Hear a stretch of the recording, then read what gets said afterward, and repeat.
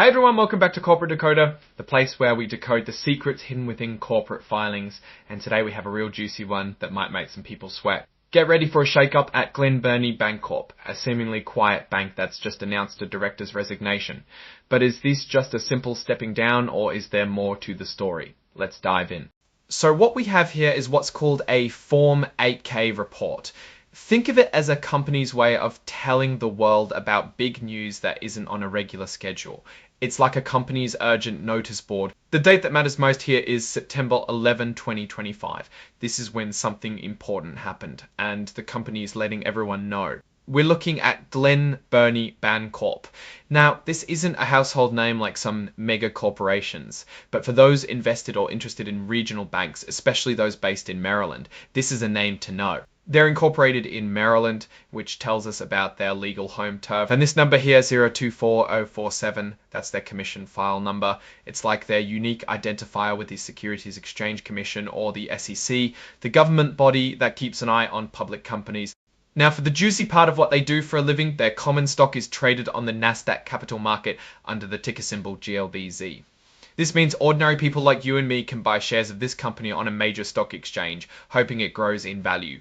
The main event in this filing tells us about changes in the company's leadership or its pay structures. This section is where companies announce when a big cheese leaves, a new one joins, or when they change how they pay their top people. And here's the headline: May Louise Wycox, who has been a director, basically one of the people guiding the company's big decisions since way back in 1997, is stepping down. That's a very long time to be on a board, so her departure is definitely noteworthy. She's leaving because of personal reasons, and her resignation officially takes effect at the end of the year. This is a significant move for Glen Burnie Bancorp. When a director who's been with the company for over 2 decades leaves, it signals a potential shift. While they say it's for personal reasons, which we should respect, it's always worth watching how a company handles such a departure, especially one from someone who has seen so many of the company's ups and downs. Directors often bring a wealth of experience and a stable perspective, so losing that can impact the board's dynamic. The report itself was signed on September 12, 2025, just a day after the reported event, showing they are keeping up with their reporting duties. And the person signing off on this, Mark C. Hanna, is the Chief Executive Officer, the top boss. His signature assures the SEC that the information presented is accurate to the best of his knowledge. Now, looking at this filing, it's a bit sparse on the financial details we usually love to dig into.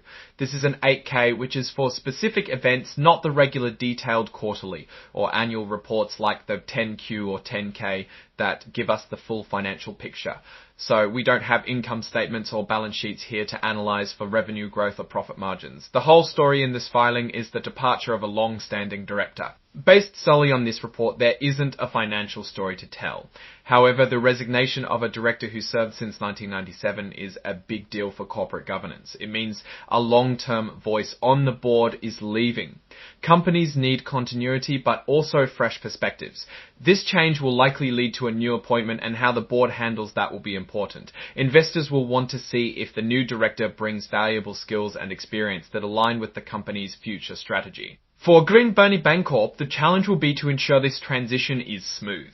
The banking sector itself faces many challenges, from interest rate changes to competition and evolving regulations. Having experienced and engaged board members is crucial for navigating these choppy waters. The fact that this director served for so long suggests she was providing valuable counsel. How the remaining board members compensate for her absence and how they select her replacement will be key indicators of the company's forward-looking approach. To wrap up, Glen Burnie Bancorp had a significant change in its board leadership with May Louise Wycox's resignation. While the reasons are personal, her long tenure signals the end of an era for the company's governance. We'll be keeping an eye on who fills her shoes and how that impacts the bank's direction. So what's your take on this director's resignation? Does a long-serving board member leaving make you more or less confident in a company? Let us know in the comments below. If you found this breakdown helpful, please give this video a thumbs up, and don't forget to subscribe to Corporate Decoder for more insights into the world of finance and business. Also, consider joining our Discord community, linked in the description below, for more discussions and to connect with other sharp minds. Thanks for watching, and we'll see you in the next one.